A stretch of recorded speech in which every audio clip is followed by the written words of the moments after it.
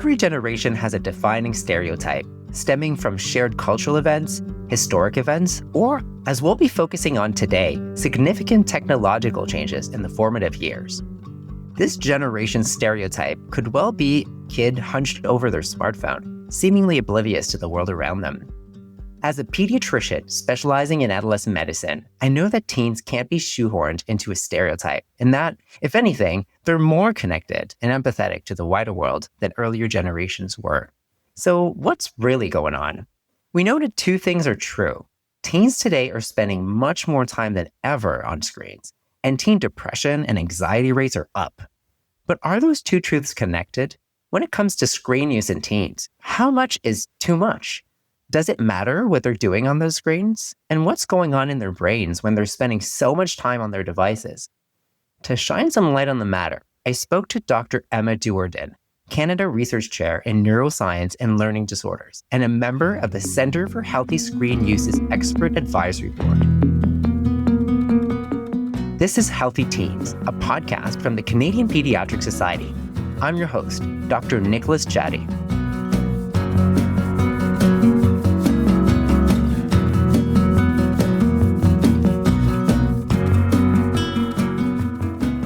Dr. Emma Duerden is an associate professor at the University of Western Ontario. She leads the Developing Brain Research Program, studying how babies, children, and adolescents learn and interact with others. Emma, hi. Hi, thanks for having me on the show. It's a real pleasure to have you. Maybe as we start, can you tell us just a little bit about you and maybe what led you to take interest in the mental health effects of screen time among teens? Yeah, so my students train to become school psychologists and counseling psychologists. And we also have a university clinic in which we offer services in the community for children with mental health issues. I'm also a researcher. So my lab focuses on early life stressors, including digital technologies. And we actually began studying this only in the pandemic, so only 5 years ago. And we had conducted some surveys to find out how much time children were spending online outside of school time. And we asked them how much time were they spending on screens during the pandemic, and then how much was it before the pandemic. And yeah, we were just really surprised by the numbers. It was just really shocking. Screen time had tripled in children during that time period. So from about 2 hours a day to 6 hours a day during the pandemic. And we followed 200 Canadian children for 3 years, tracking screen time and their mental health and how they were doing at school. And also found that screen time really remained high during and after the pandemic. And it impacted the children's mental health. So it's associated with higher rates of anxiety and depression. Thank you so much for sharing this and for all the work you've done in this. I don't know where to start. So many questions and really interesting points you've brought up already. And I'm just thinking of this tripling of screen time during the pandemic.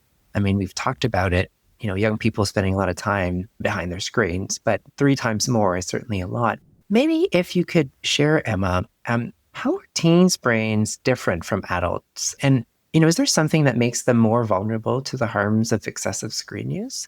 I know you've done some research on brain imaging, but maybe you could tell us in some simple terms, how's a developing brain different? So the teen brain can be more susceptible to the adverse effects of social media due to a developmental mismatch in the brain. We have the brain's reward centers, and these brain regions are going to be lighting up with likes and shares. And of course, this part of our brain comes online very early in infancy. Children, they love rewards. You can get children to do a lot of things if you're going to offer them a reward, right? But at the same time, our frontal lobes, our decision-making centers, the front part of our brain, this part of our brain is responsible for decision-making, for impulse control, emotional regulation, and that part of our brain actually develops last. So for car rental companies, some of them will only rent to people over the age of 25. They know that young people are more likely to take risks, right? Because their frontal lobes are not yet developed. So in turn, for children and teens, they can be more likely to want to go on social media with each like and share, the more sensational the information, the more it's going to get picked up and shared and liked. So they're drawn into that. But at the same time, they may not have the adult machinery, brain machinery to be able to put the phone down. Okay, that makes sense. So on the one side, you have kind of increased sensation seeking or pleasure seeking that comes with adolescence. And then this part of the brain that's more rational, that's not fully developed yet to keep you in check. That makes a lot of sense. And you're talking about brain development, but do we have a sense that some teens are more at risk than others when it comes to more negative mental health effects related to screen use? Are there teens who are predisposed, or, is it related to how young people may be using their devices? Any thoughts about that? Yeah, so definitely underlying mental health disorders such as anxiety or depression. Research has shown in teens and adults as well that they can be more likely to use social media and then be more likely to suffer from the adverse effects. There's not that much research in children with neurodevelopmental disorders, but 15% of the population can be neurodiverse. So this would be attention deficit hyperactivity disorder, autism spectrum disorder. We actually do have a study with children with neurodevelopmental disorders and their screen use. But when we were looking in the literature, there's not that much. So for some children with ADHD, screens may not even hold their attention enough to keep them on.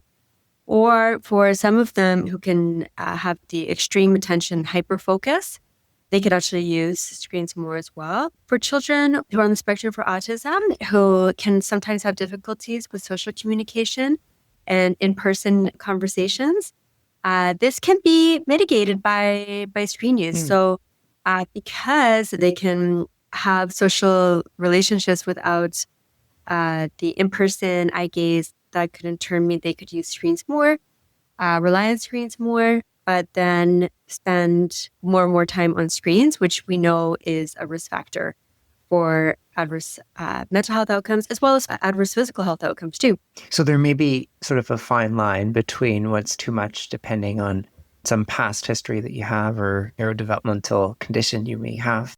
Can you tell us a little bit more about what excessive social media use is and would be? Yeah, so for the average teen in Canada, for our studies and those across Canada, they know that teens spend about 3 hours a day on social media on average. In our studies, we do see upwards of 8 hours a day, 10 hours a day. So a lot of variability there. And our research indicated that those teens who are on social media for more than 2 hours a day could be at greater risk. Of course, it's very difficult to quantify it exactly because we didn't have timers on people's phones. So some social media is okay. Excessive social media use is when it could be concerning and place people at risk. Really trying to stick within the 2-3 hour mark could potentially go a long way in promoting teen mental health. That's very interesting. And I'm curious to hear your thought on the fact that screen time may lead to mental health problems or exacerbate, but would the opposite also be true? That if you do have mental health problems that are maybe left untreated, might you be seeking comfort or betterment by using screens and social media? Yes, absolutely. So for social media research, there's hundreds, if not thousands, of studies published on it. It's a hot topic, right? There's millions of social media accounts. So I think like 92% of teens, I saw a recent statistic in Canada, have social media accounts. They don't all have mental health issues, right? Otherwise, this would be another pandemic or epidemic.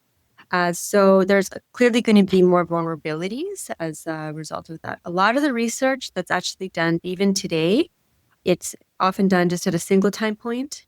And so they're kind of measuring how much time you spend on screens and what you're doing on screens, and then relating it to mental health outcomes on that day.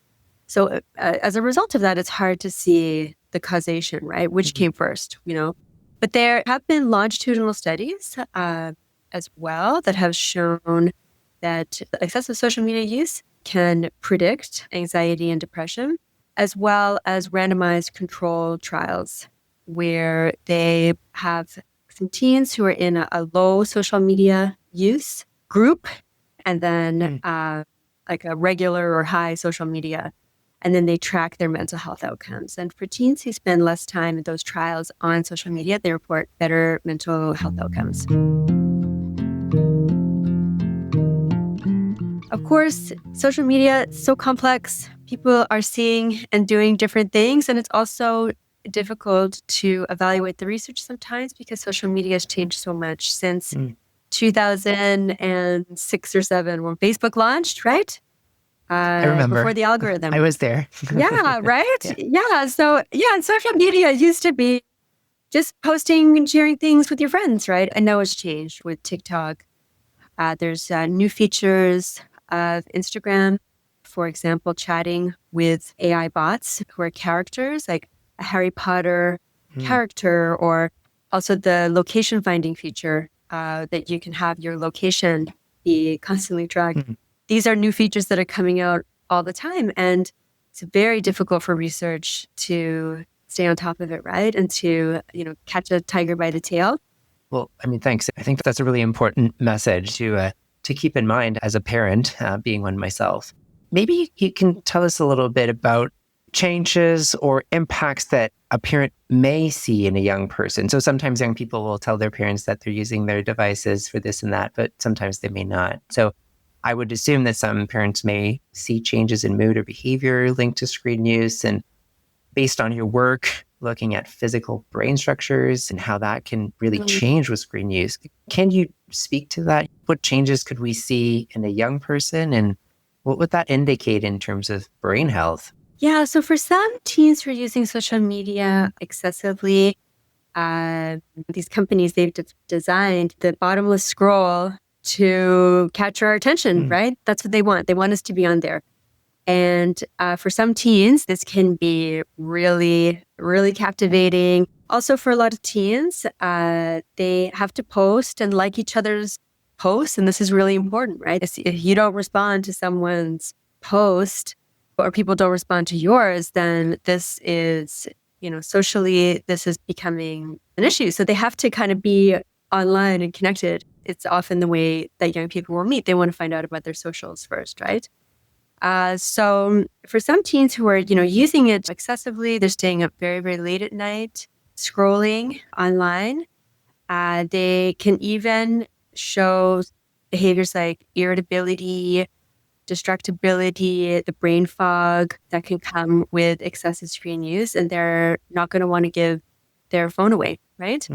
Other products that have the potential to be addictive, something like alcohol or gambling, they can be used up, right? An alcoholic can drink all the alcohol in the fridge, or a gambler can spend all of their money.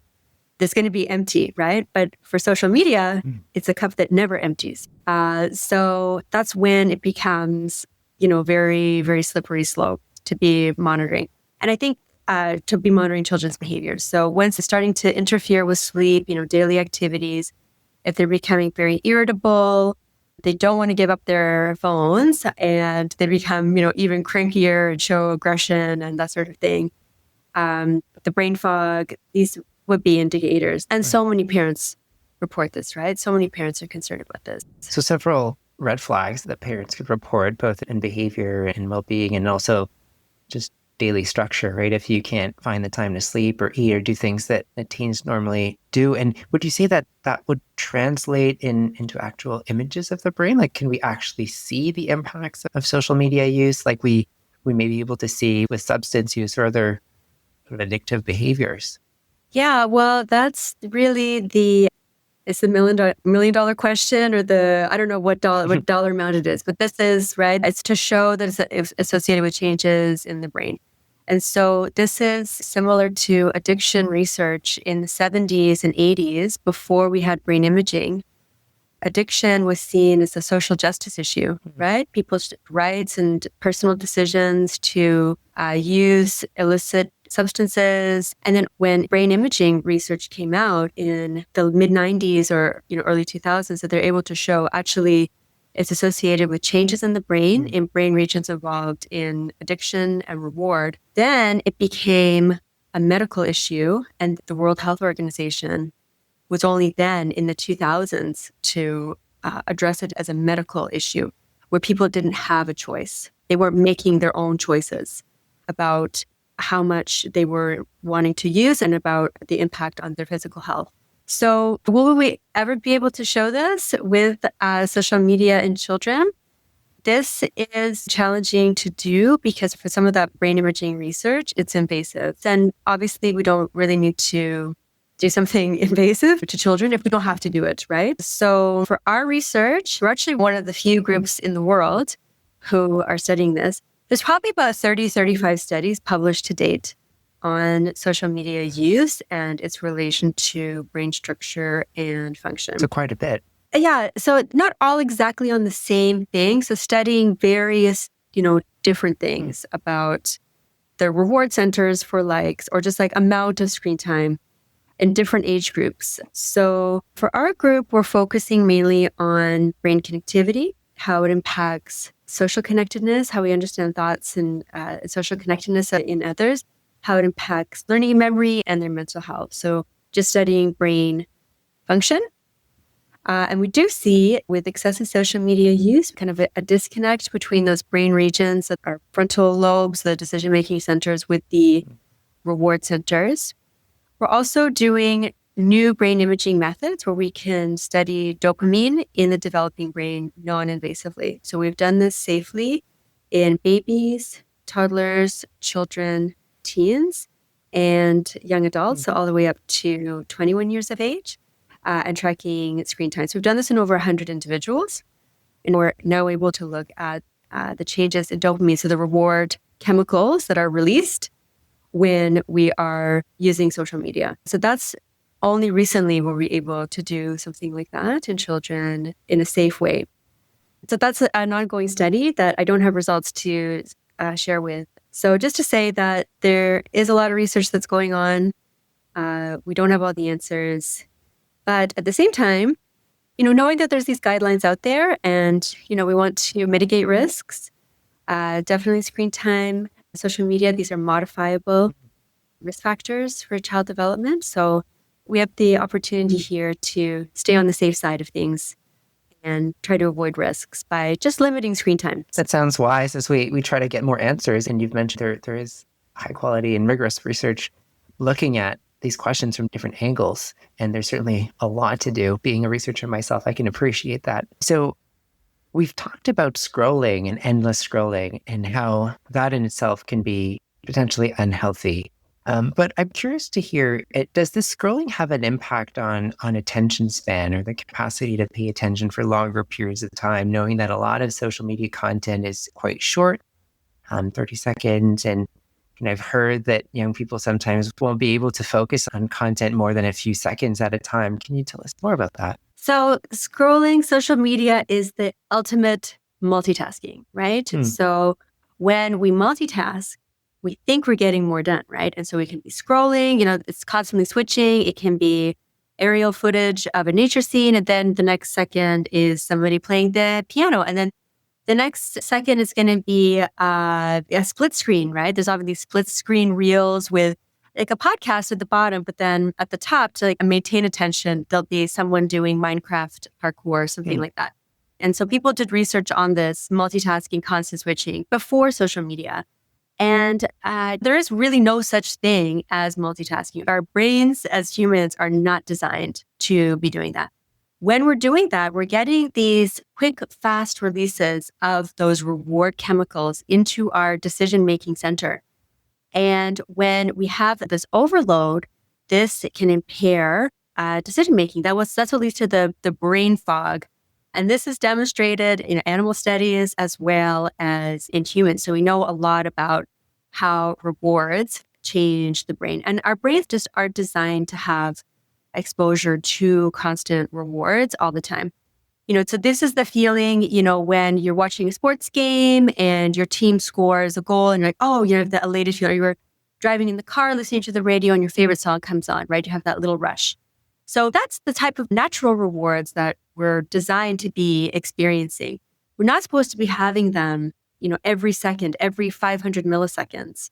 And what we're seeing with social media platforms that they're even struggling to keep our attention, right? For the ads that are on social media where these companies are getting a lot of their money from, they are often like heavily curated, right? But the people are just, they're swiping over them because they're just, into that infinite scroll.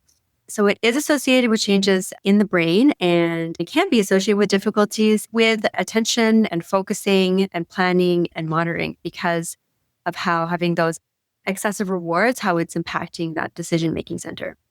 So there really is something to say about how this endless scrolling can really affect your learning and your full intellectual potential, we could even say.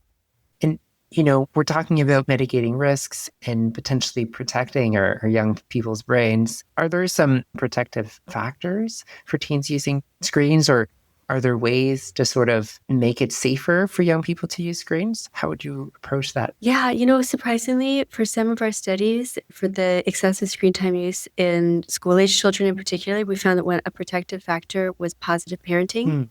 So encouragement, supportive parenting, involvement with schoolwork, with extracurricular activities. So that's something that people can do in, the day-to-day. We found surprisingly in a few of our studies, very surprising, that parent stress levels were associated with higher screen use in children. So the more stressed you are as a parent, this is associated with higher screen use. So this was in school-age children, 6 to 12-year-old children. So we look less so at parenting factors in teens. Yeah, so that's something that parents can also try to get a handle on. We can do our best. Parenting is tough, right? And it's stressful. But these are things that, we can do in the day-to-day. I think also managing your own screen use, like modeling behaviors you like to see. And then, sometimes it's difficult to break habits and routines, right? We all have our routines with our families. And, can be easy as, no screens first thing when you wake up in the morning, right? So we don't start the day with being on screens. That's something that children often really want to do is go on screens immediately. And it's often at a loss of self-care, like actually like getting ready for school and, getting organized and packing the backpack. And so this can often be like a big rush and make mornings chaotic. So that sort of thing, minimizing or having no screen time in children's bedrooms, especially before they go to sleep. Easier said than done, right? Try and have a screen-free zone, screen-free times like dinner time, but then also as a parent, to not use screens. So you can't say, we're not going to use screens and then be on your phone the whole time at dinner, right? So those types of behaviors, they can help. At the same time, though, I think often that's a big onus placed on parents for screens. And I think it's tough, right? I think it's tough for parents because, these are products being sold by companies or being distributed by companies. And we often expect them to be safe, right? Go to the store and buy a bike helmet for your child. You don't expect you should have to research if it's safe or not. So I think a lot of onus is placed on parents. And I think this is beyond the home. It's beyond the teens and the children themselves and the parents themselves. I think, this also has to have digital literacy in schools and public health awareness and legislation and the companies themselves to make products that are safe for children. So many ways we can make it safer, and some of it comes to what's happening in the home, and some of it is way bigger and beyond that. And I really like what you said about positive parenting, but also taking care of yourself as a parent. I certainly am not perfect with my own screen use, and it really helps to have screen-free times and in zones, but it's not always so easy to do in real life. And we talked about how some parents may be experiencing stress themselves and how that can have an impact on young people's screen use, and how some activities like extracurriculars may be protective. But it seems that it may not be that easy to get the help and support for mental health issues as a parent, and even sometimes have resources and money to offer some more expensive extracurriculars. Do you have any words to say about health equity and how potentially, depending on your background, your social economic status, relations with media use and healthy media use in the household can look different or be affected differently? There was a recent Canadian survey that showed that children from lower income households were on screens twice as much as children from higher income households. So children from higher income households were actually on screens for about 2 hours a day. So within the recommended guidelines by CPS and the WHO. And children from lower income households were on screens for almost 4 hours a day. So double that. So this obviously does speak to a health equity issue. It goes beyond the need for digital literacy and education. This is for a lot of people, their day-to-day lives where they may not have access to parks or programming that's inexpensive or free, particularly in larger urban centers, right? Where it's often really expensive and, few opportunities to support screen-free activities. There are organizations like Boys and Girls Club, which support real in-person social interactions and screen-free activities. This may not be accessible, right? So for parents who maybe don't have a lot of other options, we know that the prolonged sitting with screen use is a risk factor for increased insulin resistance and can place children at risk for some metabolic disorder like type 2 diabetes. So even if they only have screens, promoting screen use that is educational or interactive, that involves movement, then, using it as an opportunity to do, kids yoga or something like that, something where they're moving, learning something, learning the digital piano or something like that. At least children are moving and engaged and thinking and interacting and can certainly offer more benefits than just passive sitting and passive scrolling. So being creative, even with screen time, even sometimes when resources may be limited. Well, thank you so much, Emma. Is there any final thought you'd like to share, perhaps? We talk a lot about all these types of social media platforms, how they quickly evolve and how young people these days are really driven towards them. Anything you'd like to share with our listeners today? Yes, well, I think definitely the Center for Healthy Screen Use, which is part of the Canadian Pediatric Society, I think this is a great resource for parents and for teachers. I give a lot of public talks, and I often share the guidelines and the information. And I think this is one of the few resources that Canadian families have. So I think this is really positive that there is this organization that it's bringing people together with diverse backgrounds to address these really complex issues, right? That people are facing every day with their children. We'll certainly share links to these fantastic resources in the show notes. Emma, it's really been a pleasure talking with you. Thank you so much for joining us today. It's been a really interesting conversation. Thank you so much. Dr. Duerden gave us some key takeaways on what we can do to encourage healthier patterns of screen use by the teens in our lives. We can manage screen use with strategies like screen-free zones or times, focus on meaningful screen use instead of that endless scroll, and model our own healthy screen use. For an idea that hits all those marks, I especially like the idea of screen-free meals. They get the whole family to get on board and give you the opportunity for daily check-ins.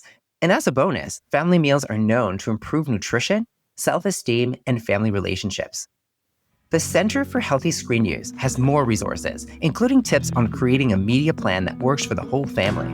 Find them at healthyscreenuse.cbs.ca.